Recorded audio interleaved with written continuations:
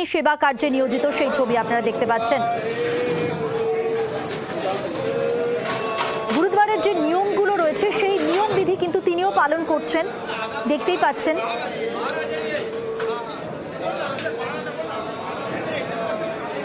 অষ্টম শিখ গুরুর জন্মতিথি, আর সেই জন্মতিথি উপলক্ষে ভবানীপুরে গুরুদ্বারায় মুখ্যমন্ত্রী শুভেন্দু অধিকারী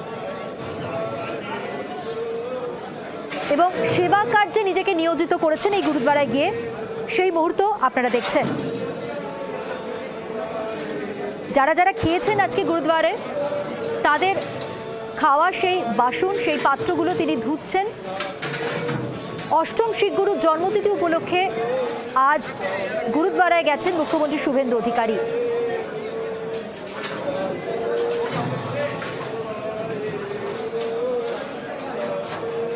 প্রসাদ খেয়েছেন যারা এখানে, তাদের খাওয়া সেই পাত্র ধুয়ে দিচ্ছেন নিজে হাতে মুখ্যমন্ত্রী, দেখছেন।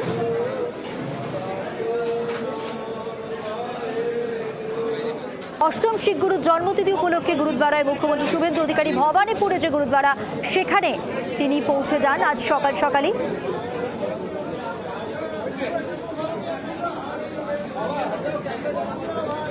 মাটিতে বসে খাওয়া দাওয়ার পর যে নিয়ম গুরুদ্বারায়, যে নিজে যে থালায় খাবো সেই থালা নিজেই ধোবো, এবং সেই নিয়ম মেনেই, সেই নিয়মবিধি তিনিও পালন করলেন। গেরুয়া পাগড়ি পরে অষ্টম শিখ গুরুর জন্মদিবসে গুরুদ্বারায় গিয়ে তিনি মাটিতে বসে খেলেন সকলের সঙ্গে মিশে গেলেন, এবং তিনি সবার জন্য, মানুষের পাশে তিনি থাকছেন এইভাবে সেই বার্তাই দিলেন। এখানেও গেরুয়া পাগড়ি পরে গুরুদ্বারে বসে খাচ্ছেন, সেই ছবি আপনারা দেখতে পাচ্ছেন। খাওয়া দাওয়ার পর নিজে হাতে, শুধু নিজের থালাটা নয়, আরও প্রত্যেকের থালা, ঠিক যেমনটা আর 5টা মানুষ করে থাকেন, শিখরা যারা করে থাকেন, যে নিয়ম যারা পালন করে থাকেন প্রত্যেক দিন, আজ তিনিও তার ব্যতিক্রম নন। ভবানীপুরের গুরুদ্বারে গিয়ে সেখানে মুখ্যমন্ত্রী শুভেন্দু অধিকারী একইভাবে নিয়ম মেনে সব সেবা কাজ করলেন।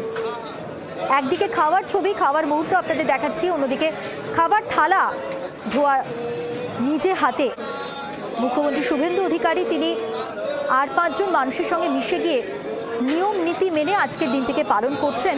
তিনি বোঝাতে চাইছেন এভাবেই তিনি মানুষের পাশে, মানুষের সাথে।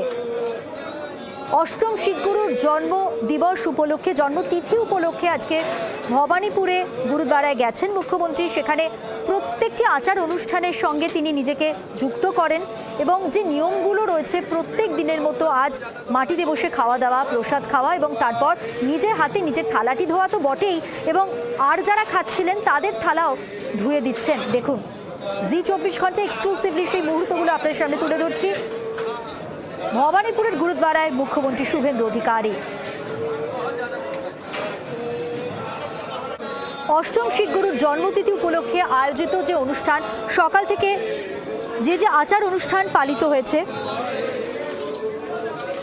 সেই অনুষ্ঠানগুলির সঙ্গে যেমন নিজেকে যুক্ত করেছেন, তেমনি নিজে খেয়েছেন যেমন মাটিতে, বাকিরা যারা খেয়েছেন তাদের থালাও তিনি ধুয়ে দিলেন, সেই মুহূর্ত আপনারা দেখছেন।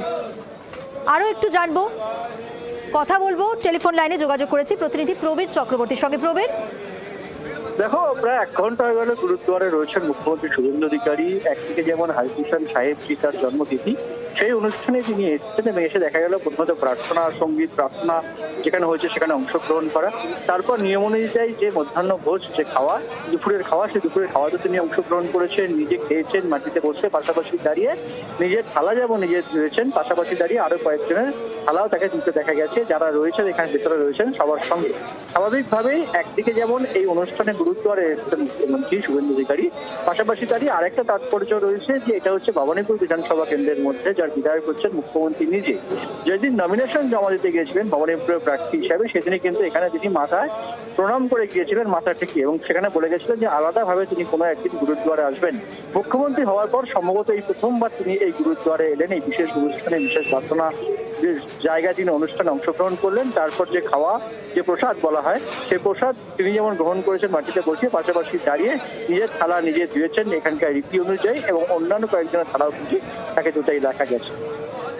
ধন্যবাদ প্রবীর। অর্থাৎ যেমনটা আমরা মুহূর্তগুলো আপনাদের সামনে তুলে ধরছি, যেরকম রীতি এখানে গুরুদ্বারে, প্রত্যেকটা গুরুদ্বারে এই রীতি যে নিজে থালা, যে থালায় আপনি খাবেন সেই থালা আপনাকে নিজেকেই ধুতে হবে এবং মাটিতে বসে খাওয়া, এই প্রত্যেকটা রীতি সাধারণ মানুষ যে রীতি পালন করে থাকেন প্রত্যেক দিন, শিখ ধর্মাবলম্বীরা যে রীতি পালন করেন, তিনিও কিন্তু তার ব্যতিক্রম হলেন না। আর এভাবেই তিনি বার্তা দিতে চাইলেন তিনি মানুষের পাশে ঠিক রয়েছেন তাদের মতো করে।